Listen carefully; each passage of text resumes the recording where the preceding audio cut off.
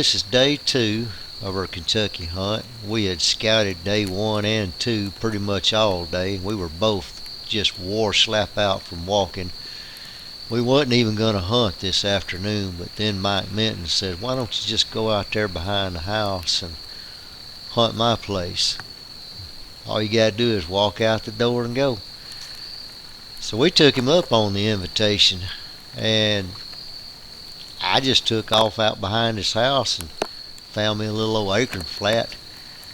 He told me kind of the direction to go and said I could have that whole area and just set up where I want to. So I'm watching deer, and I get this text message from Matthew. He set up in a stand, got the sun bearing down in his face. I said, I'm sorry. He said he should have wore sunscreen. So anyway, I'm just enjoying my afternoon. Got does everywhere, little button buck and fawns and mama does, and they just start filtering in from all directions. So at this point, I'm pretty much completely surrounded by deer. I ain't seen a buck yet, but I did think that one of these does was a buck as it come off the hillside. Looking at her ears are just extra white for some reason.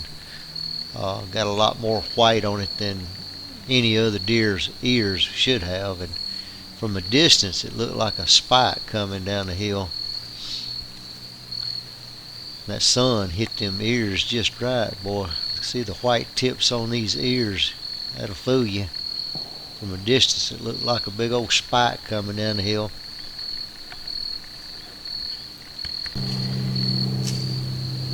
I got more deer filtering in from the top side of me, bottom side of me, and around behind me. I'm absolutely, completely surrounded by deer, and I'm amazed that none of these deer have smelt me. For whatever reason, if they have smelt me, maybe they're used to being close to Mike's house, they're used to human scent, I don't know, but none of these deer seem to pay any attention to me up in that tree stand at all. Never got looked at, never got busted. Just enjoying the evening. Hear a little deer sneeze. Deer sneeze a lot, I've noticed over the years. I had a buck slipping up behind me the other day. I heard him sneeze first. Turned around and looked. It was a little old buck slipping up. Look at them white ears. Ain't that something? Boy, when that sun hits them white ears, you can fool you. I'm surprised she ain't got shot yet. She's in Alabama. She done been shot. Somebody here is going to shoot her for a spike.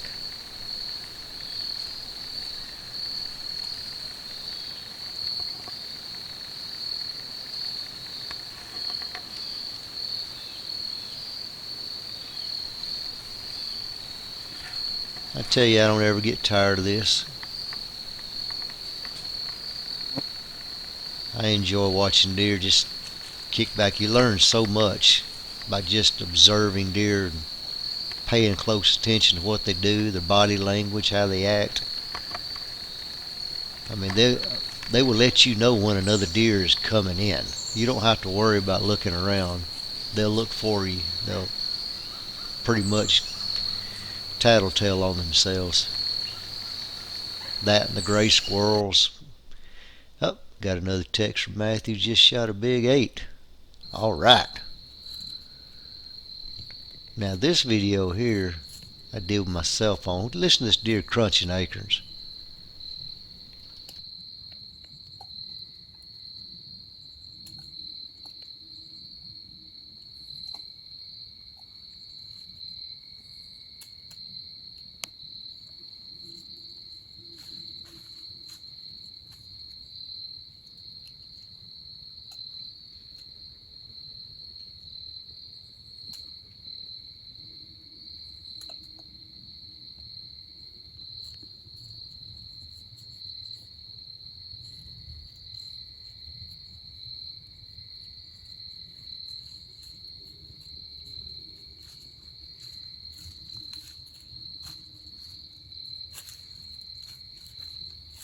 One thing you might want to notice is look at the ground underneath this tree. You've heard people talk about how the ground is just tore up and you can see it from a distance.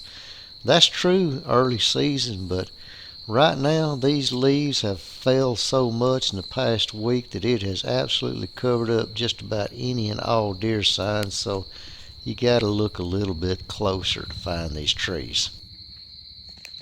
And it's closing time, and I need to come down out of this tree, so I text Mike. I said, do you want me to scare all you deer off coming down the tree, or do you want me to wait on you to booger them up for me? And he's like, I'll just scare them away. Come on down, we got to go blood trail a deer. So I'm headed down the tree now, fixing to scare them all away. Now y'all stay tuned for part 2 of day 2. That's when Matthew gets his deer. You don't want to miss that one. It's going to be a good one. See you next week.